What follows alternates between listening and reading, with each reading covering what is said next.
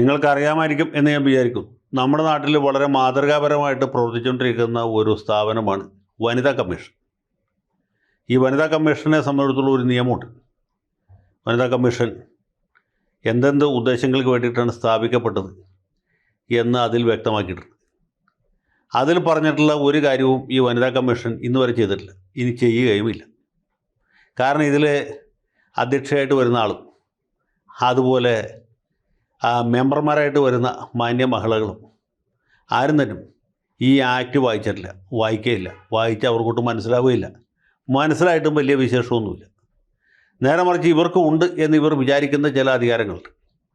ആ അധികാരങ്ങളെടുത്ത് വീശാനാണ് അവർക്ക് താല്പര്യം.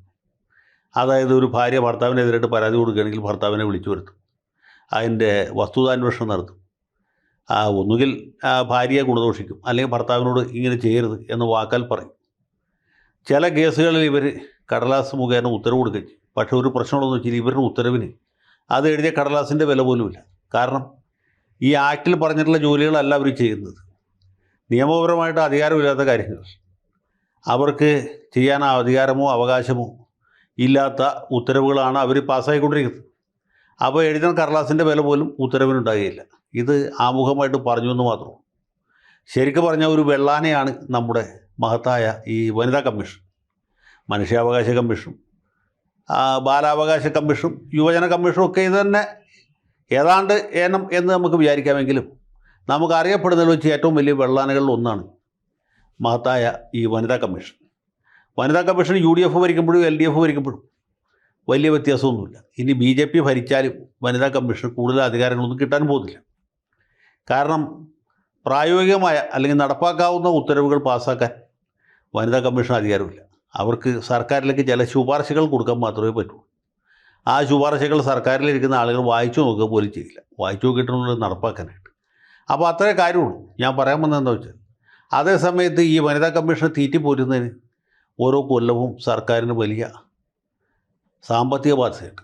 ഇപ്പോൾ ഈ കഴിഞ്ഞ ദിവസം നമ്മുടെ TJ വിനോദ് MLA നിയമസഭയിൽ ചോദിച്ച ചോദ്യത്തിന് ഉത്തരമായിട്ട് വനിതാ ശിശു ക്ഷേമ വികസന വകുപ്പ് മന്ത്രി ബഹുമാനപ്പെട്ട വീണ ജോർജ് കൊടുത്ത ഉത്തരം, വനിതാ കമ്മീഷൻ ചെയർപേഴ്സൻ്റെ കാർ, അത് കാറെന്ന് വെച്ചാൽ ചെറിയ നിസ്സാര കാറൊന്നുമല്ല, ഒരു ഇന്നോവ ക്രിസ്റ്റയാണ്. ഇന്നോവ ക്രിസ്റ്റയുടെ അറ്റകുറ്റപ്പണിക്ക് കഴിഞ്ഞ 4.25 കൊല്ലത്തിനിടയ്ക്ക് ചിലവായത് 10.25 ലക്ഷം രൂപയാണ്, അല്ലെങ്കിൽ 10.5 ലക്ഷം രൂപയുടെ അടുത്താണ് ചിലവായിട്ടുള്ളത്. ഇതെങ്ങനെ ചിലവായി എന്ന് ചോദിച്ചാൽ 2021-22 കാലത്ത് അതിൻ്റെ ചിലവ് ഏതാണ്ട് 5.25 ലക്ഷം രൂപയാണ്. പുതിയ കാറ് വാങ്ങിക്കാനല്ല കേട്ടോ, അതിൻ്റെ അറ്റകുറ്റപ്പണിക്ക്. പിന്നെയുള്ള കൊല്ലങ്ങളിൽ ചിലവ് അല്പം കുറഞ്ഞിട്ട് ഒരു കൊല്ലത്തിൽ ഏതാണ്ട് 1,10,000-ആണ്, പിന്നെ 60,000-ആണ്, 59,000-ആണ്. അങ്ങനെ ഏതാണ്ട് 10.25 ലക്ഷം രൂപ അല്ലെങ്കിൽ 10.5 ലക്ഷം രൂപയുടെ അടുത്ത് കാറിൻ്റെ അറ്റകുറ്റപ്പണിക്ക് ചിലവായി. ആ കാശുണ്ടായിരുന്നെങ്കിൽ ഇത് കൊടുത്ത് വേറൊരു നല്ല കാറ് മേടിക്കാമായിരുന്നു. നമ്മുടെ നിർമ്മല സീതാരാമൻ മന്ത്രിയായിരുന്ന കാലത്ത് അവർ മാരുതിയുടെ ഏതോ ഒരു ബ്രാൻഡ് ഉപയോഗിച്ചത് അവർ തന്നെ ഓടിച്ചിരുന്നു. അതിൻ്റെ വില 10 ലക്ഷത്തിൽ കുറവായിരുന്നു. അപ്പോൾ കേന്ദ്ര ധനകാര്യമന്ത്രി ഉപയോഗിക്കുന്ന കാറിൻ്റെ വിലയേക്കാൾ കൂടുതൽ നമ്മുടെ നാട്ടിലെ ഒരു വനിതാ കമ്മീഷൻ്റെ ചെയർപേഴ്സൺ ഉപയോഗിക്കുന്ന കാറ് അറ്റകുറ്റപ്പണിക്ക് വേണ്ടി ചിലവാക്കിയെന്ന് പറഞ്ഞാൽ നമ്മുടെ നാടിൻ്റെ നമ്മുടെ സംസ്ഥാനത്തിൻ്റെ ഒരു സമ്പൽ സമൃദ്ധിയെക്കുറിച്ച് നിങ്ങൾക്ക് ഏകദേശം ഒരു ധാരണ കിട്ടി കാണുമല്ലോ. എന്ന് വെച്ചാൽ മെമ്പർമാരുടെ കാറിന് അറ്റകുറ്റപ്പണി ഇല്ലയെന്ന് വിചാരിക്കണ്ടോ? ഇല്ല, അതിനും അറ്റകുറ്റപ്പണിയുണ്ട്. ഇത്രയും ചിലവാകുന്നില്ല എന്ന് മാത്രമേ ഉള്ളൂ. അവരും ഏതാണ്ട് ഇതേ രീതിയിൽ തന്നെ ചിലവാക്കിക്കൊണ്ടിരിക്കുകയാണ്. എന്നിട്ട് ഈ നാട്ടിലെ വനിതകൾക്ക് ഇതുകൊണ്ട് എന്തെങ്കിലും പ്രയോജനമുണ്ടോ? അതുമില്ല. ഇവർക്ക് പ്രയോജനമുണ്ടോ? അവരുടെ വായിലെ വെള്ളം പറ്റും. പല സ്ഥലങ്ങളിൽ പോയി സിറ്റിംഗ് നടത്താം, പരാതികൾ സ്വീകരിക്കാം, എതിർകക്ഷികൾക്ക് നോട്ടീസ് അയക്കാം. എതിർകക്ഷി വന്നാൽ വന്നു, വന്നില്ലെങ്കിൽ വന്നില്ല, വീണ്ടും നോട്ടീസ് അയക്കാം, റിപ്പോർട്ട് കൊടുക്കാം. ഈ റിപ്പോർട്ടിന് അത് എഴുതുന്ന കടലാസിൻ്റെ വില പോലും ഇല്ലാതെ അങ്ങനെ വനിതാ കമ്മീഷൻ വളരെ മധുരമനോഹരമായ രീതിയിൽ മുന്നോട്ട് പോയിക്കൊണ്ടിരിക്കുകയാണ്. ഇനിയും പകൽക്കിളി പാടിയെത്തും, ഇനിയും ത്രിസന്ധ്യ പൂ ചൂടി നിൽക്കും എന്ന് പറഞ്ഞ പോലെ ഇപ്പോൾ രണ്ടാം പിണറായി സർക്കാരിൻ്റെ കാലാവധി കഴിയാൻ പോകണം. അടുത്ത സർക്കാർ LDFൻ്റെ ആകാം, UDFൻ്റെ ആകാം.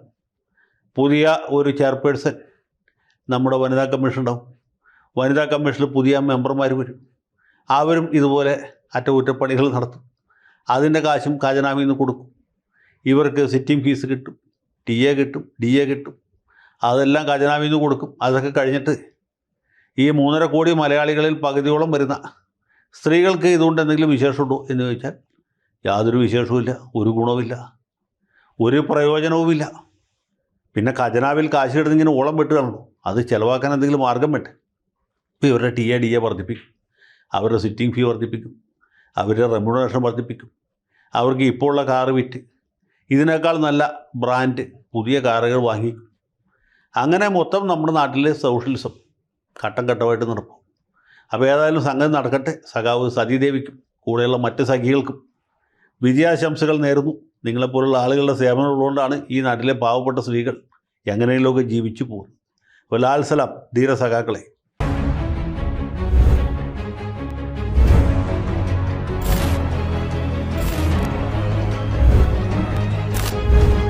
കൂടുതൽ വാർത്തകളും വിശേഷങ്ങളും നിങ്ങളിലേക്ക് എത്താൻ ABC മലയാളം സബ്സ്ക്രൈബ് ചെയ്യുക, ബെൽ ബട്ടണും അമർത്തുക.